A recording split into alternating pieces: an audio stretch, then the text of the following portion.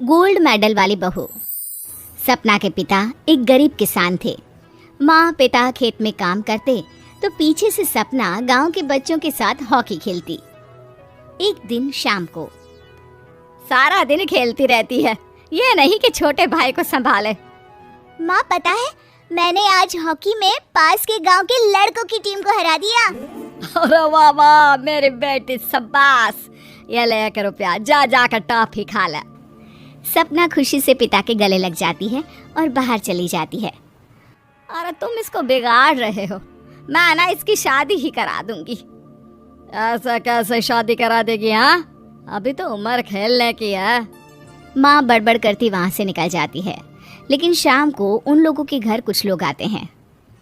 अरे राम सुखिया, जरा ये तो बतलाओ, सपना के बारे में क्या सोचा है? अरे क्या सोचना है मास्टर जी, पढ़ रही है, जितना पढ़ सकती है पढ़े, फिर शादी करवा देंगे, कोई अच्छा सा गांव का ही लड़का देख लेंगे। अरे तुम तो उसके पिता हो, तुमको कुछ नहीं पता? माँ घबरा जाती है। अरे का मास्टर जी, का पता नहीं, का हो गया? हम तो इनसे पहले ही बोल रहे थे कि लड़की की जात है, संभाल लो। अरे भाभी जी, आप भी ना कभी अच्छा भी सोच लिया करो। अरे सपना क्या खेलती है हॉकी, बड़े से बड़े आदमी भी नहीं जीत पाते हैं उससे। कल गांव में एक टीम आ रही है, लड़कियों की हॉकी खेलने उसे भेज देना, वहाँ शायद कुछ बात बन जाए। अरे ना मास्टर जी, कोई खेल वेल नहीं करवाना है हम लोगों को, वो भी शहर के लोगों के साथ तो बिल्कुल भी ना। शहर के लोगों का ना कोई भरोसा नहीं होता मास्टर जी। अरे कैसी बात कर रही हो सपना की माँ, बुरा आदमी तो हर जगह मिल जाएगा, उसके लिए शहर का और गांव का। हाँ मास्टर जी, हम लोग तैयार हैं, कल आ जाएगी सपना वक्त से। माँ के लाख मना करने पर भी पिता सपना को हॉकी टीम के लिए भेज देते हैं। शाम को सपना वापस आती है, लेकिन लट के मुंह से। और क्या हो गया, मार खाई हो का? कौन मारेगा हमें? कोई मार वार खाकर नहीं आए। अरे फिर शकल पर 12 क्यों बजे हैं, बताओगी? देखो माँ, आप समझोगी नहीं, बताकर फायदा क्या है? अरे बिटिया रानी, हम तो समझेंगे ना, हमें ही बता दे। सपना पापा के गले लग जाती है। पापा, मैं ना सिलेक्ट हो गई हूँ भारत की हॉकी टीम में खेलने के लिए। अरे वाह, ये तो बहुत ही खुशी की बात है मेरे बच्चे। फिर मेरी गुड़िया काहे परेशान है? पापा, मुझे दिल्ली जाना पड़ेगा आगे की प्रैक्टिस के लिए। माँ जो सारी बात सुन रही होती है, जोर से चिल्लाती है। एक पैसा नहीं है मेरे पास, समझी? कुछ नहीं दूंगी।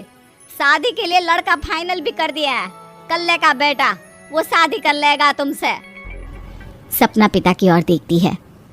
अरे देख सपना, खेलने दिल्ली जाना है तो सिर्फ इसी शर्त पे कि आकर कल्ले से बेटे से चुपचाप शादी कर लेगी, बोल। अरे ठीक है ना, कल्ले का बेटा तो बहुत ही समझदार है, सरकारी नौकरी है उसकी, मान गया वो तो सपना शादी कर लेगी। सपना भी धीरू, जो कि कल्ले का बेटा था, उसे जानती थी। वो मन ही मन सोचती है कि शादी तो वैसे भी होनी है, लेकिन माँ की ये शर्त मान गई तो जीवन जीने का एक मौका तो जरूर मिलेगा। हाँ, मुझे मंजूर है। हाँ, तो कल मैं उन लोगों को बुला लूं? पिता और सपना दोनों एक दूसरे को देखते हैं। अब माँ ठीक है ना, बुलाने की क्या जरूरत है, वो लोग पसंद कर रहे हैं ना मुझे, वही ठीक है। बस आप तो मेरा दिल्ली का बैग पैक कर दो। सपना दिल्ली जाती है, दिल्ली टीम के लिए खेलने के लिए। सपना खूब अच्छा खेलती है और गोल्ड मेडल जीत कर आती है। जब वो गांव आती है तो उसका जोरदार स्वागत होता है। हर कोई सपना सपना चिल्ला रहा होता है। और सपना के पापा, तुम्हारी बेटी ने तो गांव का नाम रोशन कर दिया है। गांव की तरफ से तुम लोगों को गांव में पक्का मकान और सपना को परिषद में पक्की नौकरी देने के लिए हम तैयार हैं। अरे वाह वाह, पक्का मकान, ये तो बहुत अच्छी बात है, लेकिन सपना की नौकरी नहीं चाहिए हमें। हाँ, कैसी बात कर रही हो सपना की माँ? लड़की की नौकरी रहेगी तो अपने पैरों पर खड़ी रहेगी, किसी के आगे झुकने की जरूरत ना पड़ेगी। अरे चुप रहो, हम तो नौकरी ना करते हैं, पर मजाल है कि किसी के आगे झुके हो। ना, हमारी बेटी नौकरी नहीं करेगी। पिता लाख समझाते हैं लेकिन माँ नहीं मानती। और फिर वो दिन भी आ जाता है जब सपना को अपने कहे अनुसार लड़के से शादी भी करनी पड़ती है ससुराल में। ए बहू, तू रोज रोज सुबह कहाँ जाती है? घर का सारा काम निपटा कर कहाँ भागती है? माँ का घर तो पास ही है, वहीं निकल जाती है क्या? नहीं माँ जी, मैं हॉकी खेलने जाती हूँ, मुझे खेलना पसंद है। खेलना पसंद है? अरे कैसी बात कर रही है बहू, शादी के बाद तो कोई लड़की खेलती फैलती नहीं है, वो घर का काम काज देखती है। सपना कुछ नहीं कहती। वो एक रोज कमरे में अपनी अलमारी ठीक कर रही होती है कि तब सुनो, वो जो लटक रहा है ना, क्या बोलते हैं उसे, मेडल। सपना पति की बात सुनकर खुश हो जाती है, उनके पास जाती है। मैं सोच ही रही थी कि तुमने कभी पूछा क्यों नहीं। ये मेडल है, मैंने जीता है।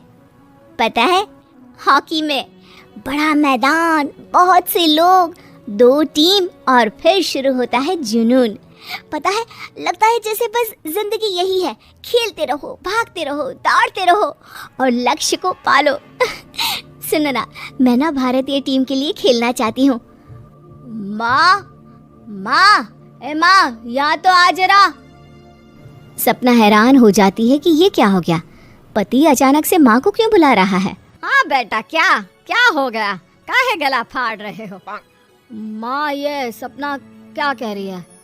अरे बीवी तो बोलती ही रहती है बेटा, लेकिन क्या हो गया, चिल्ला क्यों रहे हो? ऐसा क्या बोल दिया इसने? माँ ये बोल रही है कि इसको खेलना है भारतीय टीम के लिए। सपना डर जाती है। नहीं माँ जी, मैंने कहा कि मैं चाहती हूँ कि वो मैं बोला था ना, शादी के बाद कोई खेलता नहीं, घर का काम काज देखता है, लेकिन फिर भी। नहीं माँ जी, ठीक है, मैं घर का काम देखूंगी, कल से मैं खेलने भी नहीं जाऊंगी, माफ कर दीजिए। सपना पति की तरफ देखती है जो माँ की तरफ देख रहा होता है। उसे गुस्सा तो आता है, लेकिन करती भी तो क्या, सास के सामने कैसे पति की क्लास लगाती। अरे बेटा, अब क्यों घूरे जा रहे हो बहू को? माँ, अभी इस बात का फैसला करके जाना, वरना ये तो तेरे कमरे से जाने के बाद मुझे। अब चुप हो जाइए आप, छोटी सी बात का बतंगड़ मत बनाइए। छोटी सी बात? बहू, ये कोई छोटी बात नहीं है। जो लड़की दिल्ली के लिए गोल्ड मेडल ला सकती है, वो देश के लिए भी तो गोल्ड ला सकती है ना। हम लोगों को किसी चीज की कमी नहीं है बहू, घर का काम तो कोई भी कर लेगा, लेकिन देश का नाम रोशन करने के लिए सपना चाहिए। जा बहू, तेरी ट्रेनिंग का सारा इंतजाम तेरे पति ने कर दिया है, जा खेल और देश का नाम रोशन कर। सपना की आंख में आंसू आ जाते हैं। वो सोचती है कि बेटियों को मायके के साथ अगर ससुराल में भी सहयोग मिले तो ऐसा कोई काम नहीं जो वो नहीं कर सकती है।